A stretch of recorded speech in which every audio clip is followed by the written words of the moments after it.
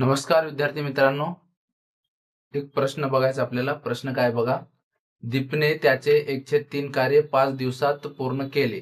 त्याने शिल्लक कार्य 6 दिवसात वसंतच्या साहाय्याने पूर्ण केले. जर वसंतला त्या कामाचे वेतन 360 रुपये मिळाले तर दीपला त्याच्या कामाचे वेतन किती मिळेल, असा प्रश्न आहे.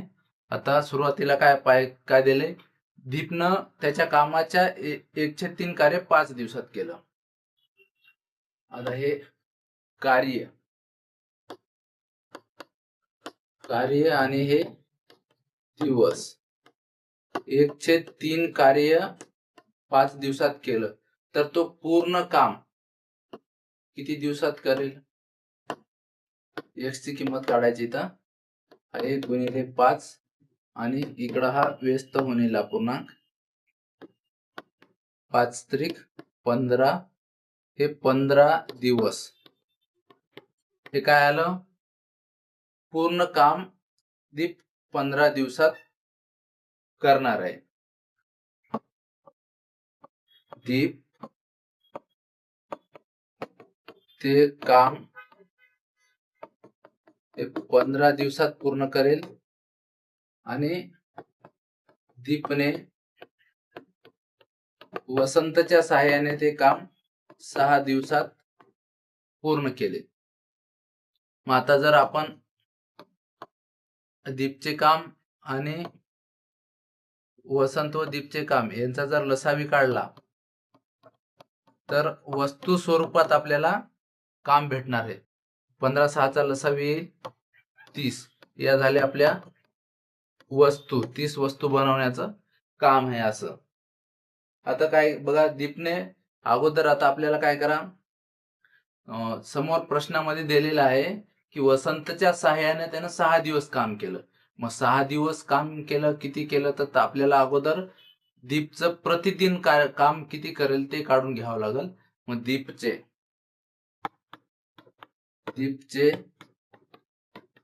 एका दिवसाचे काम, तो 30 वस्तू आहेत. त्या 30 वस्तू तो पूर्ण काम 15 दिवसात करणार आहे. म्हणजे 30/15, 15 दोन्ही 30 या वस्तू बनवणार आहे तो एका दिवसामध्ये. मग दीपने सुरुवातीला त्या कामाच्या 1/3 काम 5 दिवसात केलेलं आहे. म्हणजे जर दीपचे जर 5 दिवसाचे जर काम काढले तर आपल्याला ते 1/3 काम निघणार आहे. म्हणजे दीपचं 5 दिवसाचं काम किती, हा 5 दिवसामध्ये रोज तो 2 वस्तू बनवतो, म्हणजेच 10 वस्तू बनवल्यात.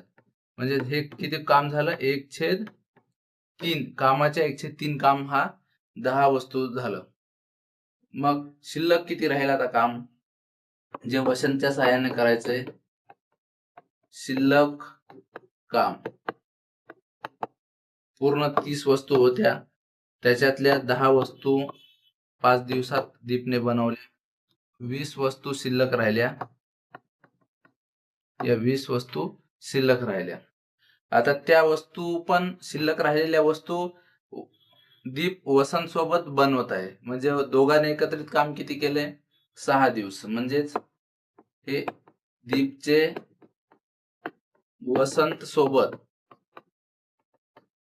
6 दिवसाचे काम. प्रतिदिन तो 2 वस्तू बनवतोय. 6 दिवस काम केले सोबत, 6 दोन्ही 12 वस्तू दीपने बनवल्या. आता फक्त एकट्या वसंतने पूर्ण कामाचे किती वस्तू बनवल्या पूर्ण कामातून, हा वसंत.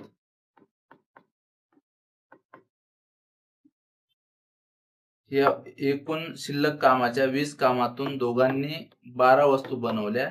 यांची वजाबाकी केल्या तर 8 वस्तू. या 8 वस्तू केवळ वसंतने बनवलेल्या आहेत.